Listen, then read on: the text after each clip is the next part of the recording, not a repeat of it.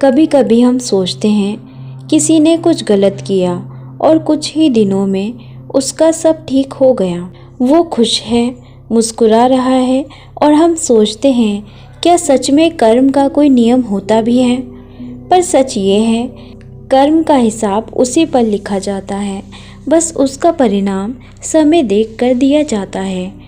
कर्म एक ऐसा दृश्य जाल है जिसमें हर इंसान, परिवार और यहाँ तक कि आने वाली पीढ़ियाँ तक जुड़ जाती हैं। कभी किसी ने किसी के साथ अन्याय किया और सालों बाद उसकी औलाद वही दर्द महसूस करती है, बिना जाने कि ये बोझ कहाँ से आया।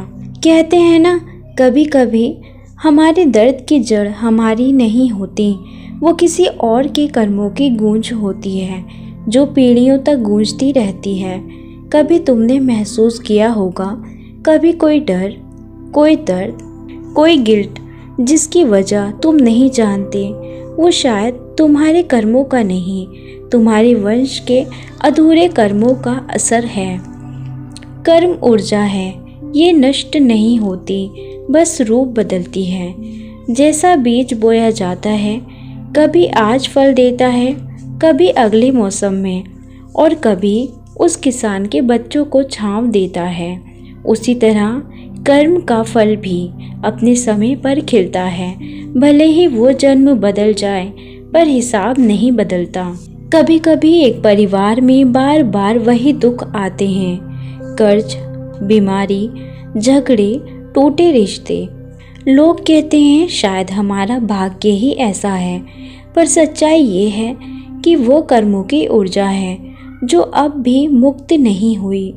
जब कोई एक व्यक्ति उस परिवार में जागरूक होकर उस चक्र को तोड़ता है, माफ़ी देकर, प्रेम देकर अपनी आत्मा को शुद्ध कर देता है, तो वही इंसान अपने पूर्वजों की आत्माओं को भी मुक्त कर देता है। यही असली कर्म निर्माण और कर्म मुक्ति का रास्ता है। तुम जब किसी को माफ़ करते हो तो सिर्फ उसे नहीं, खुद को और अपनी आने वाली पीढ़ियों को भी आज़ाद कर रहे होते हो, क्योंकि कर्म वही लौटता है जहाँ से शुरू हुआ था।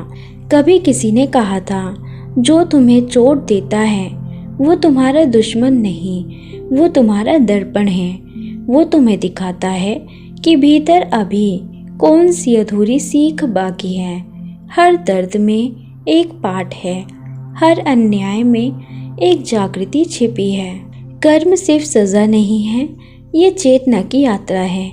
ये हमें बार बार सिखाता है, जब तक तुम प्रेम, क्षमा और सत्य नहीं चुनोगे, तब तक वही कर्म बार बार तुम्हारे जीवन में लौटते रहेंगे, अलग चेहरों में, अलग घटनाओं में। इसलिए जब कोई तुम्हारे साथ अन्याय करे, उसे जवाब देने से पहले ठहरो, क्योंकि शायद वही मौका है जहां तुम अपने परिवार की पुरानी ऊर्जा को ख़त्म कर सकते हो।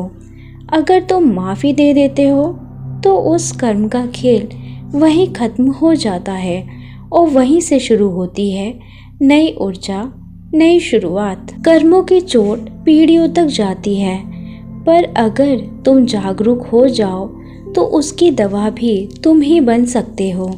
तो अगली बार जब जीवन तुम्हें परखे, याद रखना, ये सज़ा नहीं है, ये मुक्ति का अवसर है। हर कर्म, हर पीड़ा तुम्हें आत्मा के और गहरे स्तर तक ले जा रही है, जहाँ तुम अंततः जान पाओगे जो कुछ भी होता है वो हमारे ही बोए बीजों का फल है। और अगर हम चाहें तो आज से नए बीज बो सकते हैं, प्रेम के, क्षमा के और प्रकाश के। तो दोस्तों, ये थी आज की आत्मिक यात्रा। हम फिर मिलेंगे एक नई यात्रा में। Thank you.